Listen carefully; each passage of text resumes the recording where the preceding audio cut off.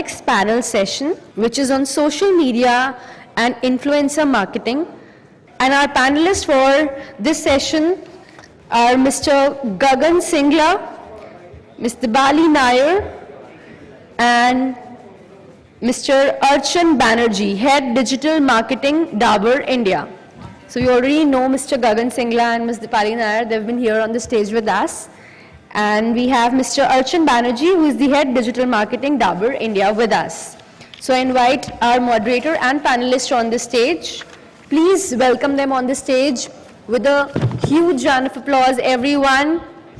Please give all of them a big hand. Can we have our moderator and our panelists on the stage? I'm going to start with a couple of stats which really got us excited being a digital marketing agency. There are, today, the Indian digital spend sits as about 3 billion, and the interesting number is not 3 billion, is 150 crores, which is 5% of 3 billion that brand marketers are spending on influencer marketing. So which brings me to the topic of this panel that we have today, is leveraging these real influencers or influencers that we have today are making a mark, and it's reached to a point where we can say that probably in coming years, are they going to surpass search, or is it just the boiling point of influencer marketing we are seeing? So to start the session, I would like to ask Archan, you being into Dabur for good 2-3 years now, and why don't you just walk us through to a couple of successful campaigns that you have done, and what are your thoughts on influencer marketing? Are real influencers making your brand reach to the real audience? And can you track them after the campaign? Or it's something else? Are real influencers someone else? It's not the real influencers that we have been using these days. Hi, thanks. How many of you are on Twitter? Do you ever check Twitter feeds? Do you think it's very noisy? Does any of those tweets ever stick with you? Some. What is influencer marketing in your opinion? I can give you the brand side story. I can talk to you about how we leverage this, that, we managed our ORM. I want to hear one example in this room which talks about influencer marketing that has really made my consideration set about a specific brand go up.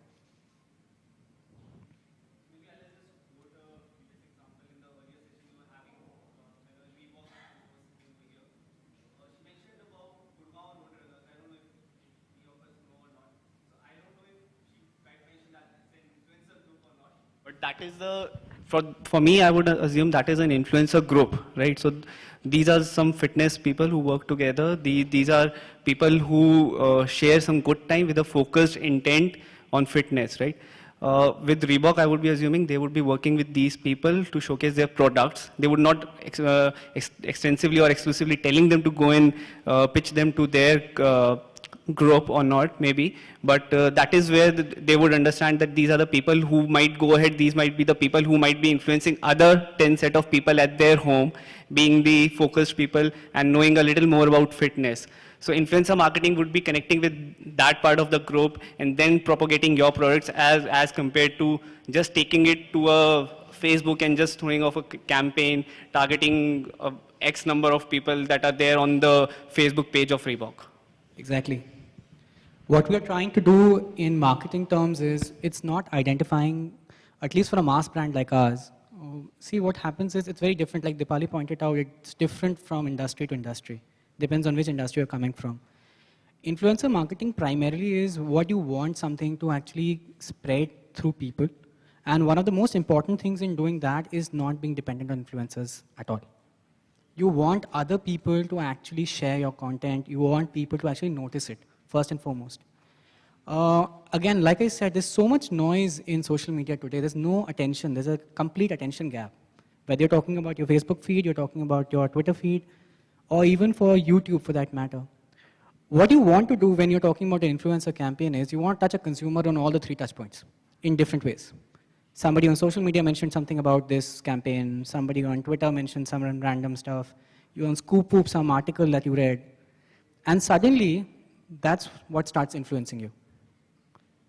It goes to an extent that you actually have to mimic your influencer strategy with your search content strategy. That if in case somebody randomly searches for a term which is specific to that campaign, you have a landing page and you have enough content to back your claim. And suddenly the proposition comes to life. In simple words, that's what influencer marketing is. Besides that, the role of influencers, there's always a role of a group of people. And it depends on what the objective at that moment in time is. Is it to manage my reputation? Is it to actually spread virality? Is it to actually get more eyeballs to my content? It's just a function of that. So, like I mentioned about influencer marketing surpassing search, you've been into marketing for quite a while now. And luckily I got you on this panel so that audience can get more point of view on what do you think about the traditional marketing, then social media, and now influencer marketing coming in.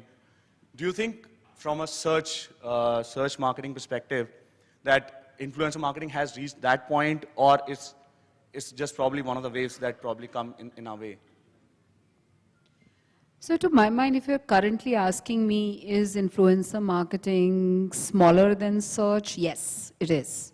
Will it grow as big as search? I'm not sure unless something dramatically silly happens to Google.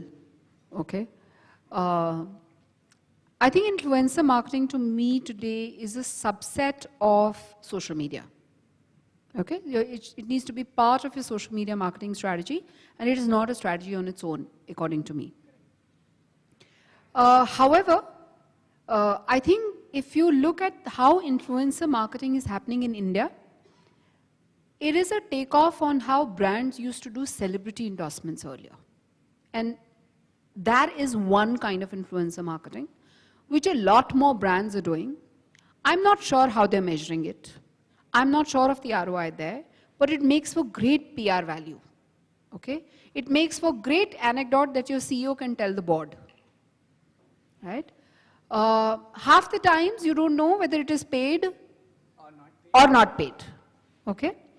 So it serves some purpose in your marketing scheme of things, but that's not the influencer marketing I want to talk about. When we were on the phone yesterday, I was telling you, that one is the celebrity influencer marketing, which in the good old days, when I was one young brand manager in some organization, and we would do a hoarding campaign, okay, billboards. In those days, we would spend about 1 crore a month, okay? If I just do inflation in one city, that's equivalent to about 5 or 6 crores a month now, okay? And we were always told that the CEO who doesn't stay in Bombay, please ensure Western Express Highway and on this road you have 2 hoardings, okay? Doesn't matter who sees us, doesn't matter whether it is effective or not, but please ensure you have the hoardings, right?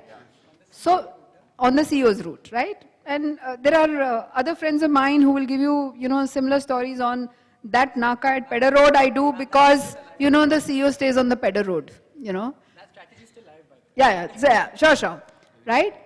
No, there is a way out of that strategy, which is to do a buy-in earlier on, saying, sir, आप Marathi channel देखते हैं, हमारी audience Marathi channel नहीं देखती है, इसलिए आपको नहीं दिखेगा.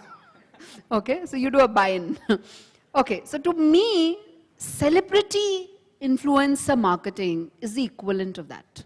Okay, so either it is PR value, but please understand that in certain categories, that's very important. So if you're in the world of fashion, if you are Shantanu and Nikhil, if you are Sabyasachi, if you are Dolce and Gabbana, then it's very important to get that right. Because that is the most important block of your marketing strategy, right? That delivers ROI for you, right? I have learned some of the names in the world of fashion only because I follow certain celebrities. Otherwise, I wouldn't have known those designer brand names at all, as a consumer. But please differentiate, when we are talking hair oil, sorry, that's a takeoff on Marico, not on Dabur, okay? Or cooking oil, the category that I used to manage pre-digital, I used to manage Saffola and Svikar. I'm not sure how celebrity endorsement works. I mean, really, when I see if, let's say, a Kajol or a Sonam or, somebody endorses Saffola and Svikar on Twitter, really, do I even believe it? Okay, so that's my point of view. However, I think on influencer marketing space, there is something else that is working, and we used it very successfully in Mahindra Holidays. That's called a principle of 1:200. Okay? Which means that all of us, if we are this large on Facebook, or maybe large on Instagram, or on some other social media, let's say LinkedIn, each one of us, on an average, okay, have the ability to influence 200 other people. I have about 2,000 people on my Facebook. When I write something, I think the impressions that I manage to reach are about in the 200 space. If I write something really dramatically well, I mean, I think my maximum reach. I recently changed my profile picture. Maximum likes that I got were 370. Okay, I have a feeling that's my maximum reach. Although I may have 2,000 people, because I don't think it reached their timelines at the time that they were seeing Facebook. Okay, so therefore I say 1:200 principle. And for that, you require tools. If any one of you are interested, talk to me separately, write to me on Twitter. There's a friend of mine who's launched a company called Advocacy. They're also called Journey. They do a good job of creating programs where housewife influences another housewife. Okay? So according to me, somebody like Levers and PNG should be, he's ex-PNG, by the way, so maybe that's why, he's gotten into this idea. One housewife influencing 200 others, and this one influencing 200 others, and you track the influence. You track the impression, you track the fact that that person, this first person bought the brand, did something with it, and then put it up on Facebook. It's not left to chance, right? Every single person that you're doing a gift or a gratification, and that may happen. But the gratification is at a level, maybe a free sample, maybe $100 off on, Amazon, $100 voucher on Amazon, and that to me delivers ROI. And that's the kind of influencer marketing that one should look at. Works for you. So if you're in the world of fashion, please go ahead and do celebrity influencer marketing. So having said that, we will touch on how real celebrities work and what kind of reach they have, how they influence. We at Viral have done a couple of successful campaigns where I'll touch upon with Gagan. Sure. But before that, I want to understand, you've talked about on housewives, specific target audience. What is the role of content? So interactive content that we post these days. So I'm going to ask this question to all of you. Being Dabur or Club Mahindra, now IFL, Angel Broking, you being probably on the altogether a different experience you will share. But what kind of interactive content are being shared online? We've just started this session about 7 minutes ago. And there is a case study, or it's a story that's going viral. In 1 minute, what happens? So in 1 minute, we started, there were about 750K photos are being shared on Facebook, 350K tweets are on Twitter, about 136K photos are being shared on Snapchat. So is it content? So somebody's listening. So like winter is coming, similarly, somebody's listening. But who's that somebody and how to reach to that somebody is what I think everybody wants to know from all of you. And so why don't you start, Gagan? There's a very interesting thought I had is that in content marketing, content is the influencer. We have this notion of always looking at a person as an influencer. Yeah. So influencer is anything that you do, which is messaging is influencer. So now we are generating content, people are generating content of saying that like 10 things you should do while you travel, where point number 8 is your brand is plugged in there, right? And 1 to 7 and 9 and 10 are about generic stuff. Right. So in that case, you're using that content as influencer. So content marketing is there, very much there. And you use it as an influencer marketing and making content influencer, and it will remain. It has been there since ages. In my specific industry of share market, very, very deeply there. All the top 5 retail share broking firms have 3 or 4 excellent analysts, right? All of them are very active on all the 5 TV channels, from CNBC, ZT Now, Zee Business, and so on. And a team works very closely with the channels to make sure that your analysts are covered, well covered, and these analysts, we make sure that analysts are well researched, right? And because of their presence on all the channels, we get a lot of business, and the influence is very, very high on not only on the way people look at brand, but even the purchase. So content marketing and influencer marketing in the TV world, very deeply there in share market industry.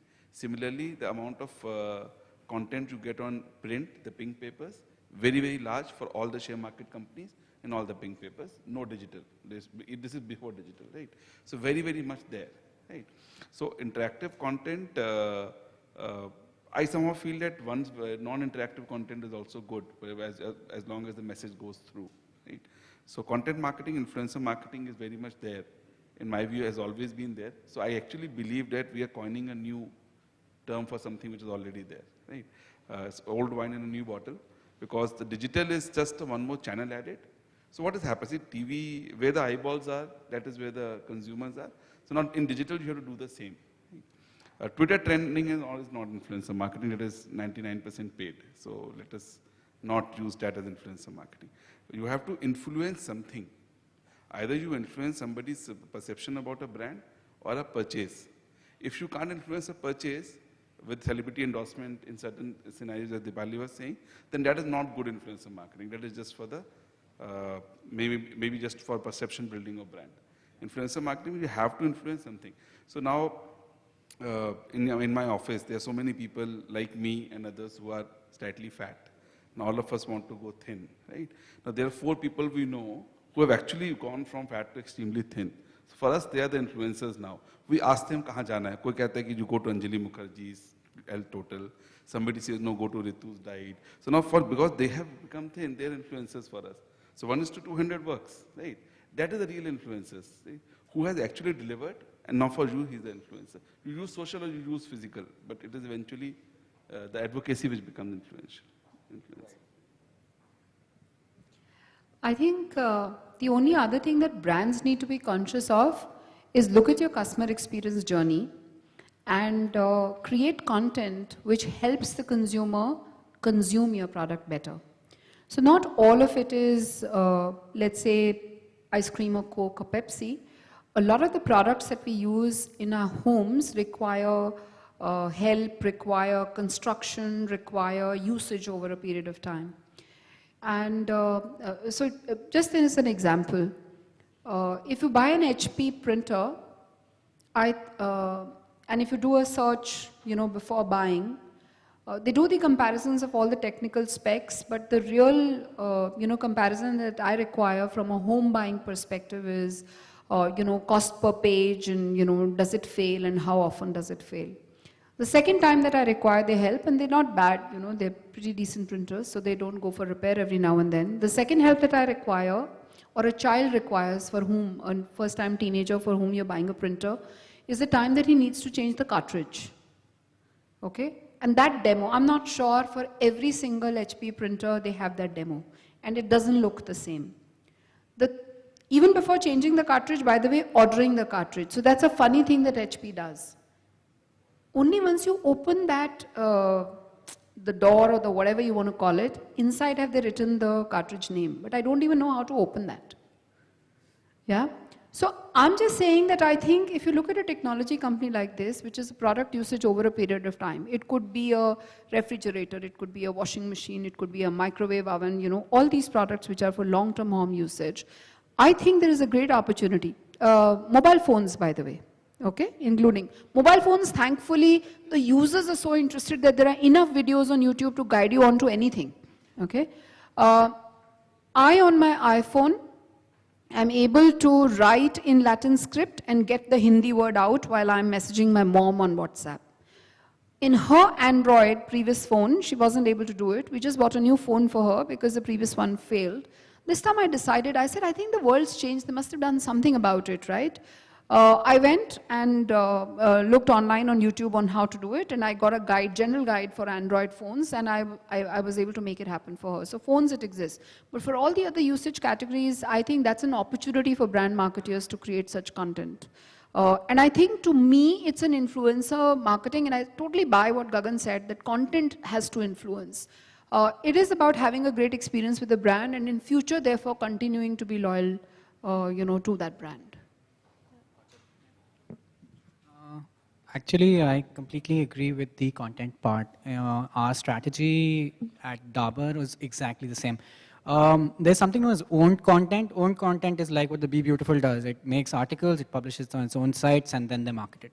And the idea is to engage you. We have a site called My Beauty Naturally, and we do the exact same thing. The only difference here is that we only talk about it's almost like a how-to story. We looked at Google search trend data. We looked at what women are doing, like in a consumer journey, trying to figure what they are doing. We figured out beauty in hair and skin is very, very common. I've got my hair straightened. It's falling apart. 1,500 rupees every time I go to a parlor. What should I do at home? Very simple. I've just come back from Goa. I'm detanned. I want to get instantly fair. I have to go to a party. Now we have content there, and this is way before every other piece of advocacy came into picture. We actually go and give them a quick remedy that they can do at home.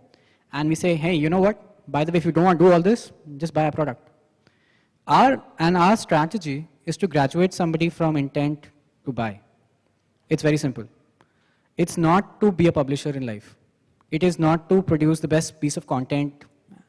It is to actually, somebody who's on the fence or who's actually considering my category, I should, one, get into the consideration set. Second is, how do I graduate him quickly, either to an actual store, and thereby it becomes a long tail, which is difficult to measure. And in this instant world, at least I want to see them if they go to my buy now page on Amazon or a Nykaa and reads me further. So we have partnership with marketplaces which gives us insights on how people are performing once we send them traffic there. And and again, I completely agree with Gagan sir that the fact is that one part is brand building. Content on digital never really dies. So every time anybody tells you why I should invest in digital, unlike a TV ad or a print ad which becomes garbage or the next day, this will stay, it gives you lifetime value. Actually, the decay factor is better. The older the piece of content, the more indexed it is. It will come up better on YouTube rankings. It will come up better on Google's rankings. And it gives you domain authority going forward. So it's like a complete win-win for the brand. And the fact is that the consumers, you look at your own behavior. You want to select a holiday package, what will you do? You won't buy everything that Make My Trip sells you, right? You will probably go to a TripAdvisor, see if this is actually true or not. You will probably go to some other blog sites to see which is this packages, have I missed something or not? Why are you doing that? You're cross-checking because the noise is so much. You want to filter out the marketing spiel from the actual reality.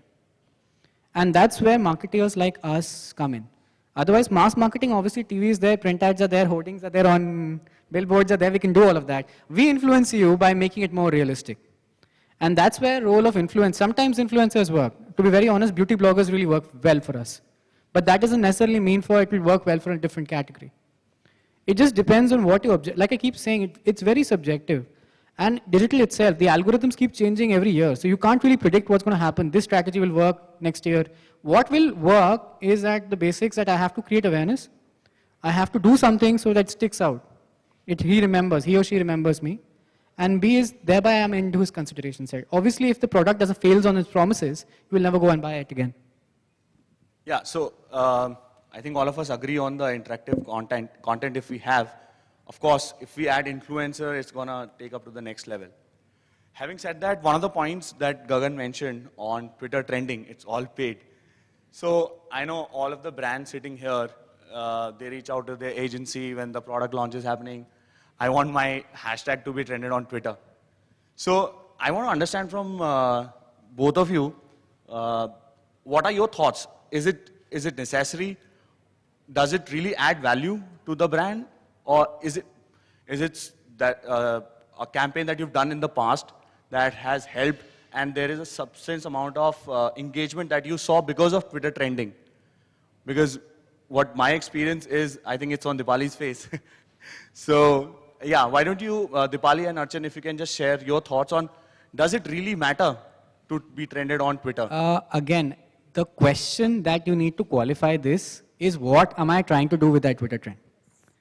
If I'm doing a new product launch, if it's an NPD launch for me, and I'm buying a 10 lakh rupee impact property on YouTube masthead banner, which is going to give me 1 day of impressions, and then it disappears, and there are a whole bunch of other things. And I want to have a resurgence in a consumer's mind that people are talking about this new product launch. Shouldn't I trend? What's stopping me from trending? It's at least bringing that flavor back onto my brand. It's just an NPD launch. It's a part of my multimedia marketing strategy. Does it work on my regular marketing strategy when somebody is actually searching? Absolutely not. There I need to build content on either YouTube or on my website because I know the person is actually genuinely looking for information which is going to help him. This is about buzz creation. This is primarily buzz creation. Is it actually tangible value buzz creation? That's the whole factor of, do you elongate your message? How effectively do you do it? That's about it. I think there are very few occasions when the whole Twitter trending thing works. Okay? Let's say you're launching a new product with the shelf life of this is 10, 15 days, which can happen in the holidays place because you want to get rid of, you want to sell something. And you want to get rid of that inventory in 10, 15 days. And there is an opportunity, it could be Happy Father's Day or Mother's Day or whatever, and you create a hashtag and you know that you're going to get impression and reach with it, you know you're going to do some contest around it, and it serves the business purpose of you doing it. That's one. You could be a new brand entirely that you're launching. People don't know you. You need to create awareness, which also means that you need instant reach, which is when it makes sense. Third is, what percentage of your overall spends are going into it? Okay? If it is a very small amount, which is insignificant, and it adds to the total digital ROI, so to speak, for you, then go ahead and do it, right? And in case your CEO thinks that Twitter trending is the most important thing and he needs that as a headline, then do it. So, that has been always a challenge for us on the other side of the table. Okay, but I think half the CMO marketing organizations don't understand it. Okay? So you will still have people who will come and ask you Facebook likes. Okay? You will still have people who will come and ask you, Hamara hashtag trend hua. They'll proudly tell you. They'll even get up on stage like this and say, and the result, they'll show you a case study and the end result will be that, our hashtag trended. That will still happen because I think it's a 50-50 rule. 50% of the people know where that money is getting spent and what the use is. The others don't. Absolutely right. So, having said that, who's the real hero then? So, sorry, I want to say this. The bad news for you is you have to deal with all such CMOs and marketing people. What was your question next? So, what I want to ask was, in that case, who's the real hero? Who's the real influencer? Like Gagan mentioned, there are, if you had a problem, you consult a dietitian or a physician, and you got, let's say, it's word of mouth. That's one. But is it the celebrities sitting at 500K, 1 million, 2 million, or relevant celebrities sitting at 100K, 200K, celebrities like Pami Aunty, Sumer Pasricha, who has relevant fan following, a brand whose target audience is 35 plus, especially women. He's an excellent influencer for a brand. So I want to understand from all three of you, starting with Gagan, that because you mentioned about who's the real influencer. So why don't you share your thoughts on, are celebrity is the answer of this question, or? See, it changes significantly with brands and kind of services you're talking about, right? Something which is slightly more commoditized, influencing will be faster, right? And something which is less commoditized, it will be very, very, you will not go to, you will actually not even believe in the marketing campaigns at all. You will actually go to your close friends, father, mother, or your, whatever, the friends that they're working in that area, what happened with you. The example I was taking about personal health, there you will actually never go with the influencer actually, right? So, so I think in more commodity markets, influencers will work, right? Because there will be buzz creation, and since the consumer also does not care too much about that selection, that choice, right? For example, I think if you take the case of holidays, which holidays, at least for me as a consumer, are still serious stuff, right? I don't want to make any, so fair bit of money spent. So I cannot just go by some influencer saying something, right? But if I am buying something of even 100 rupees, 200 rupees, 300 rupees, try it out, right? I can just go with some general influencer impact. So a less involvement product versus high involvement product, influencer impact is different. So I think lesser involvement, for low involvement products, influencer impact will be much higher. Okay. So the kind of influence, like Pami Aunty example you said, it is good for low involvement. For high involvement products, it will be tough. Okay, so like serious products, financial services, you would need. Financial services, no. Holidays, no. Personal health. Okay. But OTC products, lot of FMCG, Influencer may impact. Okay. I'm sorry, I'm afraid to say that, but I'll just give you one example. We have. Let me give that example. Sorry? I said, let me give an example before that. Okay, sure. Okay. I think to add to what Gagan is saying, if you can find an influencer in the financial services space which works for financial services, then it may work, right? Now, I mean, equivalent of a Pammi auntie or Shri Bachchan or anybody else, they are not financial experts. Absolutely. Right? So there is a logical way of looking at a brand endorsement. I mean, the correct examples in my mind is, let's say in the good old days, I think Sachin Tendulkar used to endorse a brown drinks brand, you know, Complan or Bonvita or one of them, right? Boost. Boost, sorry. So that's the right, at least there is a category match. There is a sports person who's endorsing it, you know, in that sense. Same is the case with the influencers today. If you can find somebody who's considered to be a rock solid, honest guy who will not bullshit because he got money from a certain financial services brand, and if he manages to say, and you know, I don't need to pay him. All I need to do if he happens to be my client is to provide great service. That's the money I spend. I tell my customer service team, I tell my sales team, I tell my RMs that you've got to go out of your way to service this person, right? Getting a testimonial and a mention from him, it could be anywhere. It could be on this stage like I did for Paperbot, right? That I think is a great opportunity for financial services. It's just that you have to configure it differently, right? Such influencer happens by chance and not by, getting the paid stuff done. So having said that, what I was trying to say, it's what is more important is the timing of the campaign that you are doing, messaging of the campaign that you want to deliver. So I'll just give you one example of one of the BFSI client that we manage. Last year during ICC Champions Trophy, so this brand wanted to send across a message where they were saying 50 lakh customers can't be wrong.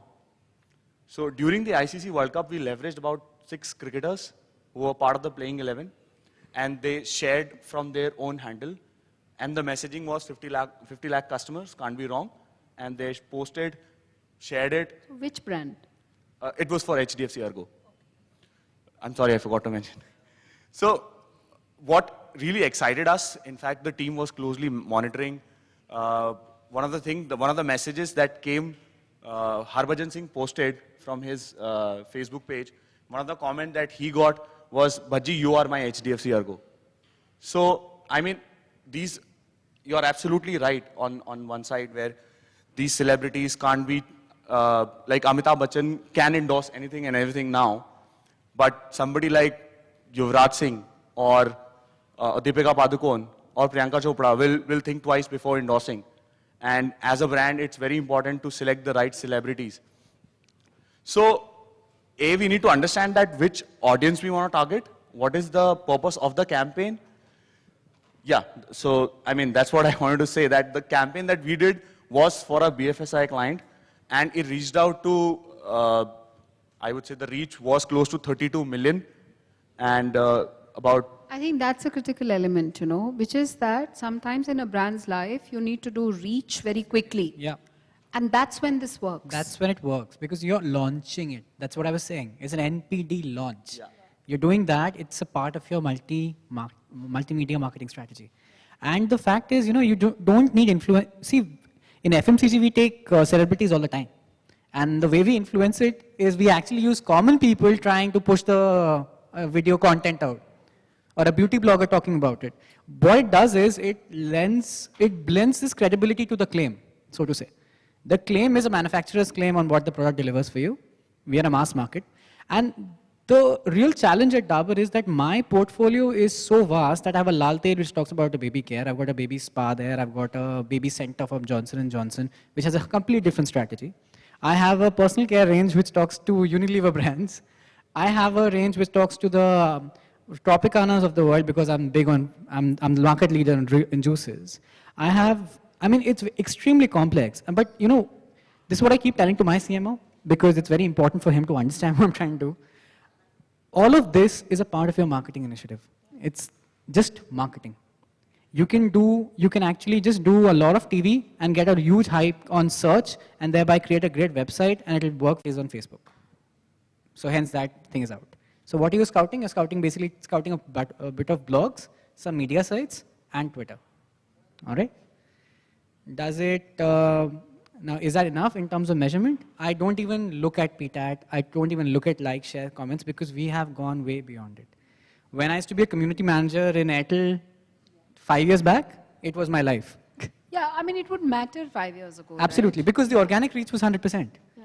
Today there's no organic reach. So I'm comparing a Google display network with a Facebook display network. You know, no, okay, let me just give you this example. I launched this Kings Hyderabad 7 days back, right? And I actually gave this brief to my agency. I said, यार respectable look, लगना चाहिए. 7 दिन तो हैं हमारे पास campaign के लिए. Please get me 5,000 likes on Facebook, right? Why? Now look at the objective, right? My objective is that it should look respectable. That's all, right? There's no ROI to it. It's not anything else.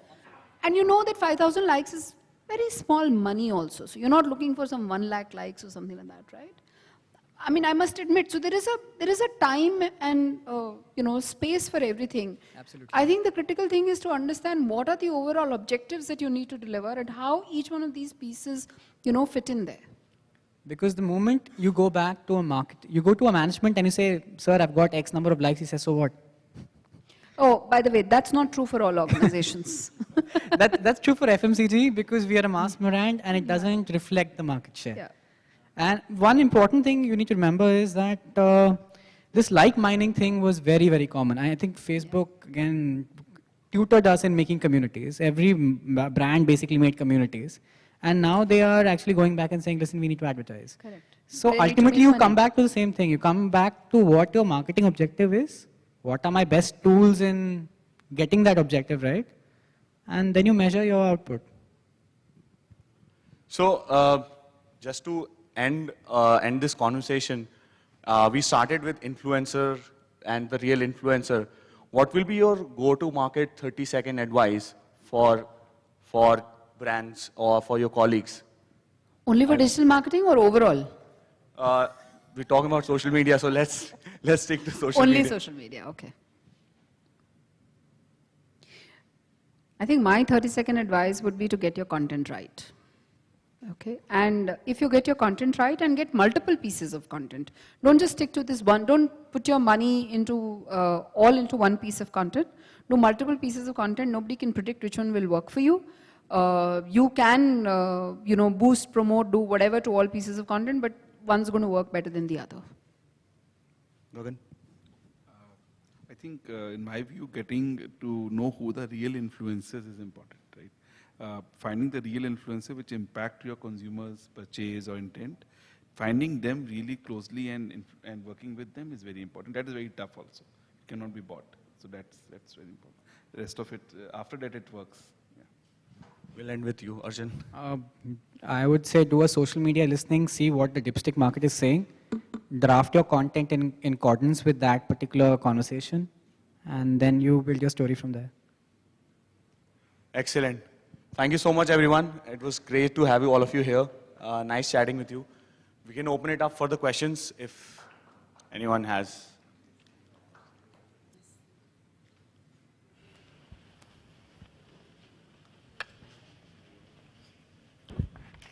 Hello, check. Hi, my name's Priyadarshi, and my question is directed to Archana, actually. So I manage digital brand solutions for a large media company, and which involves a lot of branded content solutions that we do for brands, and specifically FMCG, beauty, personal care. Now, the challenge that we are facing is, editorially, we do a lot of content around brands, which are very well received by those brands. Nice subtle mentions about those brands, and it's very utility-oriented content that we do. Now, these brands also produce a lot of content, just the beautiful example that you gave. So in the owned media space, they're very well secure. So don't sound very preachy. They're again very, very, DIY and do this and very enabling content. When it comes to the paid media space, when they're giving us a brief to create content which has integrations which to our mind needs to be very organic and very seamless, and mentions that need to be very subtle and subliminal, I think there is a sense of entitlement, especially amongst the brand managers or marketing heads, where they want logos to be seen larger, mentions to be repeated, links to be kept up front, TVCs to be integrated within that article. And ultimately, I think it's the tendency of traditional exposure to be maximized that kind of rubs off. So as a custodian of Dabur as a brand, how have you kind of addressed that challenge? And do you see that there is some kind of an evolution where brands and marketeers understand the essence of content and how it can enable consumption and consideration rather than just, in-your-face exposure? How do you think that can be addressed? Where do you work? I work for Worldwide Media. It's a part of Times Group. So Times Femina, Group. Fire I Film see, Fair fine. are the two brands. Yeah. Okay, this is the perennial question. Native advertising, everybody in the room is familiar with. How do you measure native advertising? Any guesses? I do 3 mentions in an article about something, 10 things you need to know about hair. Does it really drive anything about consideration for the brand? Do you guys have an answer for this? Most publishers don't. They don't have a clear-cut answer. And that's the problem. If we don't have an answer, then you're at the mercy of the brand manager. What has the brand manager learned? Brand manager learned कि जितना बड़ा दिखता है उतना remember रहता है, तो बड़ा बड़ा करो. वीडियो डाल दो, लोगो ऊपर डाल दो, ऐसे बना दो कि पैरा पूरा हमारा ही है. मतलब गलती से भी लगे ना किसी और का है. और वो कभी जिंदगी में कोई पढ़ेगा नहीं, that's a different story. Agreed? So what do? See, the fact is that we have to have good intelligence to what we are selling in the market. And you have to prove the pudding. The way we work at Dabur at least is we are trying to, whenever we do these kind of campaigns with publishers, we want tangible results to show for the brands. And the tangible results to show is you'll have to mount a research with the readers who are reading you. The way we give the spiel or a brief to an agency is primarily telling them that you guys know your readers best, you know your audience is best. This is what I need to sell to my audience. And I need your readers at least in that universe to consider me as a good brand the next time when they think about it.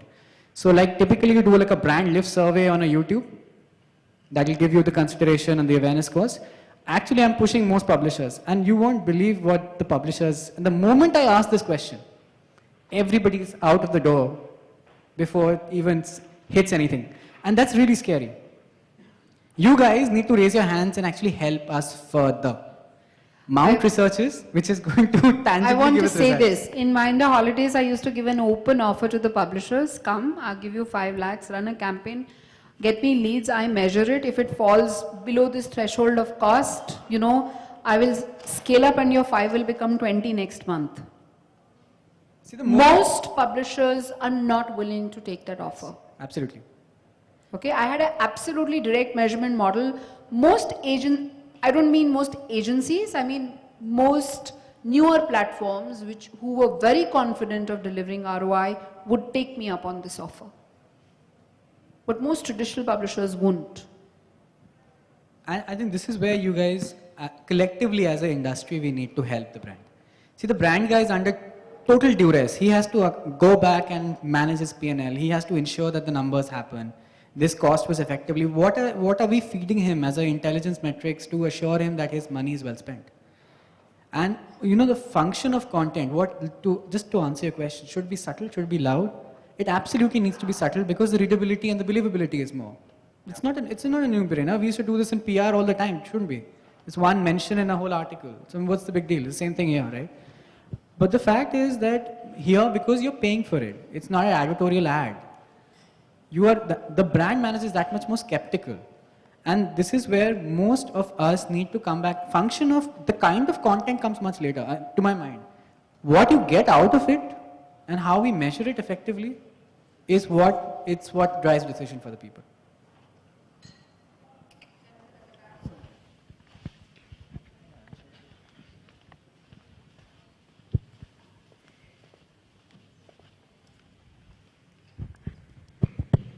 Okay, my question is directed towards Dipali and Archan here. Basis experience that you have had so far, have we ever tried cross-reference marketing where we talked about Twitter not being accepted at some points and doing it just for the sake of doing it as part of an integrated marketing plan? What is cross-reference marketing? I'm coming to that. It's a term that I'm trying to devise here just to come to that point of Twitter that was discussed.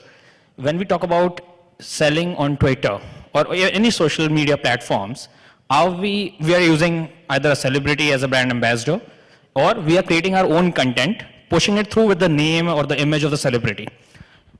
Twitter, to some extent, as per my understanding and knowledge goes, I've heard people have connected amongst themselves and they started following them and started deriving results out of that. So can we look at using the celebrity as a tool directly there itself? Whereas where a person can just nominate or showcase a brand, that the celebrity can be a part of your endorsement plan also. But have we done anything of that kind?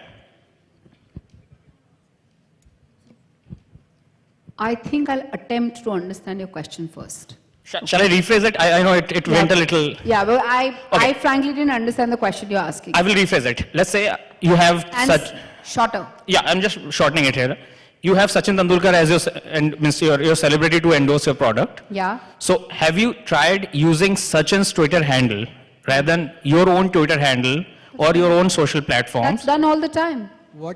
But isn't that giving you, I want to learn, isn't that giving you a better result than nullifying the all experiences please on Twitter? understand, tell me something, try and calculate this. What is the maximum reach, real reach I'm talking about? Not the fact that somebody has 1 million followers. What is the maximum reach of a Twitter handle at that point of time that he tweets out for you?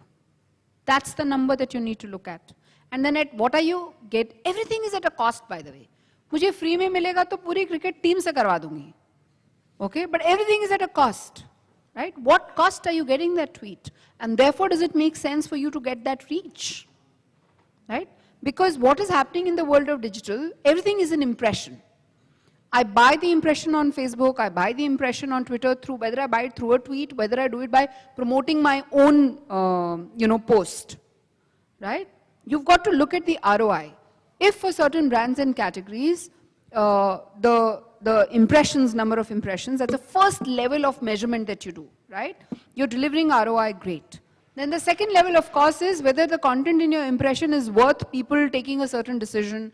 Are you doing some research, like you mentioned earlier, to measure, to measure influence? Then that the second level of, ROI steps in, right? So, for example, one paradigm before I joined they used to have was, 250 रुपए की lead होनी चाहिए, right? With a conversion rate 0.5%, right?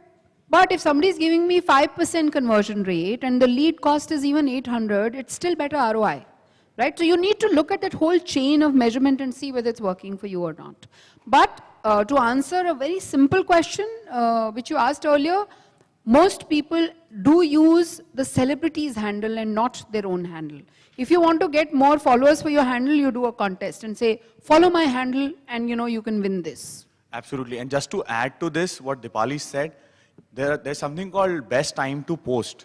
So when you are using a celebrity's handle, this is the first question that you should ask, because at max the post reach will be close to 30% of the total fan base of the celebrity. So you need to look at what is the best time to post, and then probably you should do the post at that time. Yeah.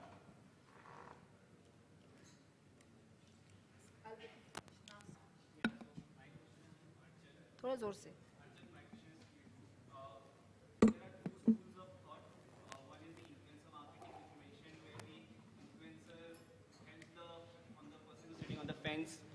Just jump the fence and take the product. Then there's another school of thought, that is the brand advocacy, or the brand advocate person, who's person like me or you would personally go and advocate the brand. I would understand also from you that you would also might want to have more brand advocates other than influencers. That is an organic growth. But what we see right now in influencer marketing, there are a lot of SMEs experts who would do a brand comparison, unboxing of those phones and then comparing this versus this. And that is where I feel that a lot of brands, it becomes imperative for them to reach out to these influencers. So my question is that, is it becoming a necessity for the brands to reach out to influencers, or they are still more focused on brand advocacy part? This is a brilliant question. And I'll tell you why it's brilliant. One part is I can go to the influencer or whoever the beauty blogger or the person is, give her a product and say, please can you do this review for me? And she actually is an advocate of good products, and she does a piece of content on her own and she reviews it. I'm absolutely fine with that. Because that's because the content will read more genuine. In fact, I've also noticed that if I don't reach out to her, but I reach out to slightly lesser influencer groups, and I create enough buzz around her, she automatically does it for me. That's even more smarter way of marketing it. And the other part is that I just go and say, here's the money, please say something good about me. What do you think will happen? She's going to say it nonetheless. Believability is less. And the moment the money is off, she'll go on to the next one. This is my problem with celebrities also. That you can't, and you're trying to reduce decay value. You're trying to ensure that the brand stays salient for a longer period of time. So, sorry, I know you asked a question to Archun, but I just want to give you 2 examples. My brother heads marketing and e-commerce for a handbag, brand. In his case, just like he mentioned, unboxing the product, I think the great friendships that he has to build is with the stylists. Okay? Not with the celebrity themselves. Because if you are friends with the stylist will call you and say, "Mujhe yellow color bag chahiye yaar, mere ensemble ke saath mein match karta hai." Okay? That's one example. Secondly, you also asked a question on short-term and long-term, sales versus, long-term. I don't think there is a short-term, long-term difference. People are willing to wait. But if you look at teenagers today and you look at certain YouTube celebrities that they follow in the space of gaming, okay, or technology, those guys are great influencers. And because they want to maintain their credibility, most of them do not get paid by the organizations. But what do the organizations do, the gaming companies do? They get a preview of the games. They get it first. They get the best. They get the game free, right? They get the product free. So all these phone reviewers, gaming reviewers, that's what they do. That's what the companies do for them. You run the risk, of course, of them trashing it in case it's not good.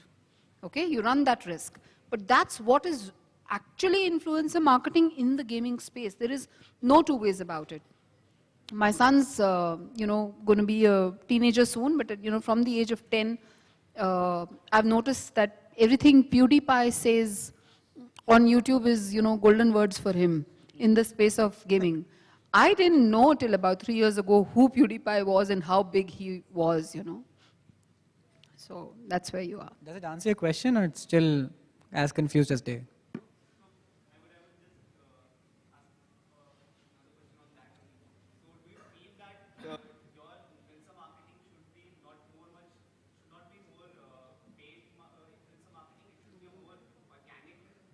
Depends. Your marketing goals. Absolutely. Just depends. What are your marketing goals? Go back to that. Go revisit that. There is no formula. Absolutely. And in digital, there's absolutely no formula. There is nothing that content could influence. I think one of the biggest influences for us is Chhota Bheem. It helps us sell a lot of Odomos, and it helps us sell a lot of real juices because it's extremely good pester power. The child goes and tells his mom, "Please, can you buy this for me?" And that's exactly what I want. Cool. If anyone has any other question, we can take it outside because we're running short of time.